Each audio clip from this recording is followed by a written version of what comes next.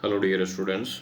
जैसा कि आप लोग देख पा रहे हैं, मैं आज आप लोगों के सामने दो समांतर धारावाही चालक तार के मध्य बल की बात करूंगा।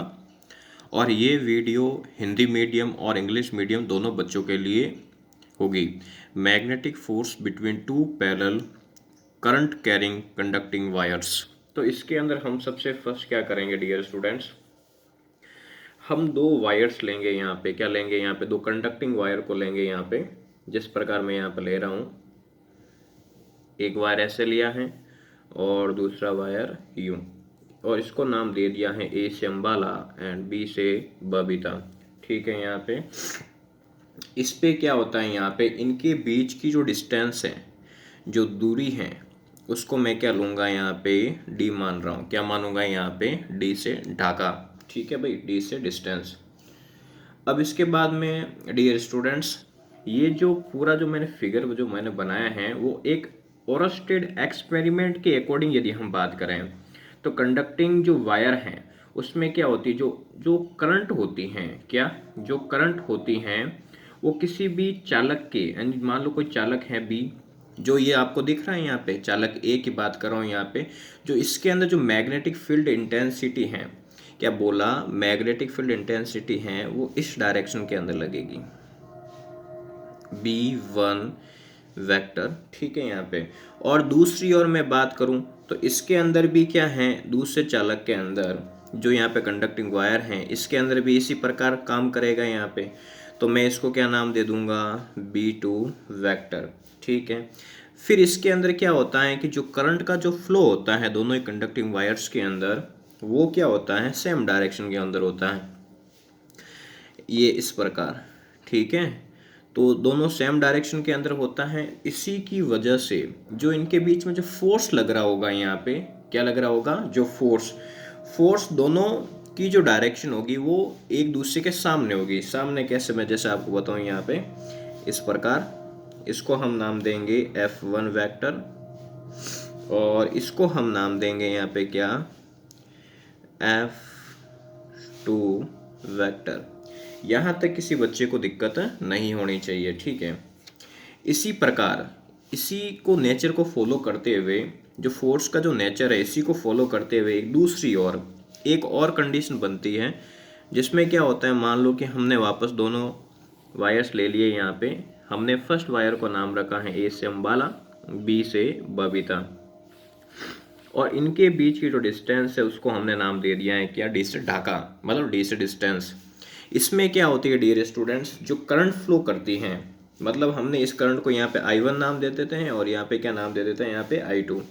यहाँ पर मान लो ये करंट है, जो कंडक्टिंग वायर, जो फर्स्ट कंडक्टिंग वायर है इसके अंदर यूँ चल रही है और दूसरे कंडक्टिंग वायर के अंदर करंट ऑपोजिट चल रही है। क्या चल रही है, यहाँ पे ऑपोजिट डायरेक्शन के अंदर चल रही है।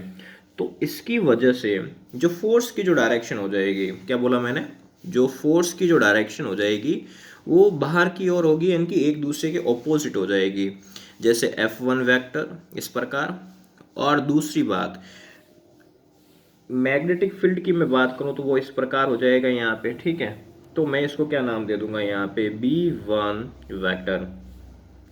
और यदि मैं यहाँ पे बात करूं तो फोर्स की जो डायरेक्शन है बिल्कुल इस प्रकार हो जाएगी, F2 वेक्टर।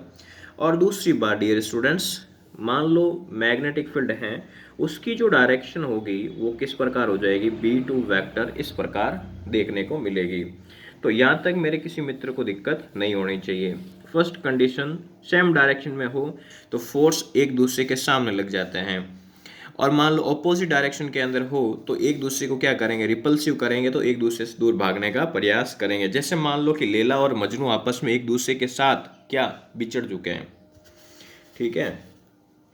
अब इसके बाद मैं बात करूं डियर स्टूडेंट्स, मान लो कि मुझे ये पता करना है, जो ये प्रथम जो फर्स्ट आपको वायर दिख रहा है कंडक्टिंग वायर, इसके ऊपर जो करंट फ्लो करती है वो करंट फ्लो कर रही है यहाँ पे I1। क्या फ्लो कर रही है, I1।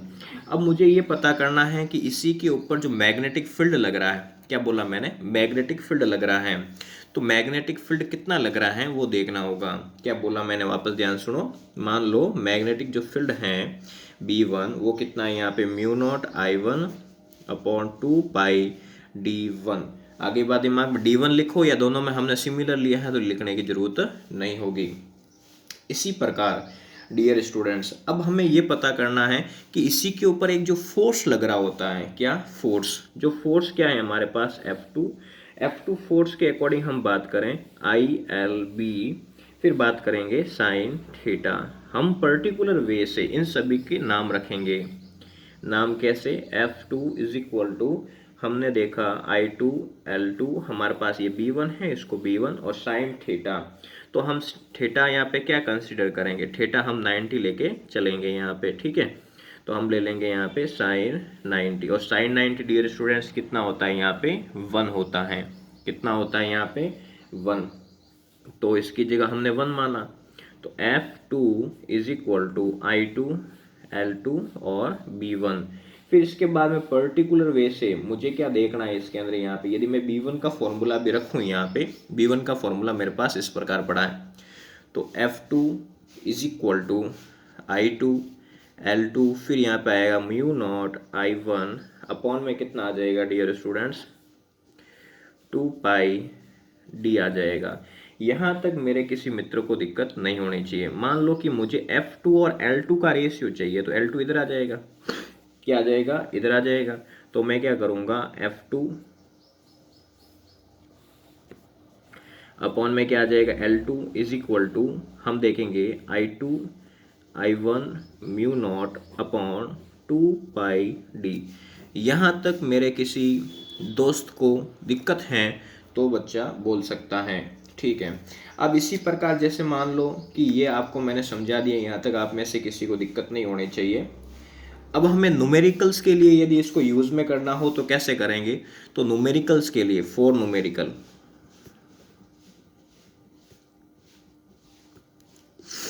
तो न्यूमेरिकल के लिए हम किस प्रकार यूज करेंगे इसको, यहाँ पे तो थोड़ा ध्यान सुने। यहाँ पे हमें कोई भी डिजिट लेने की जरूरत नहीं है, F अपॉन L लेंगे ओनली फॉर। फिर हम बात करेंगे इसके अंदर mu naught I1 I2 upon 2 पाई D।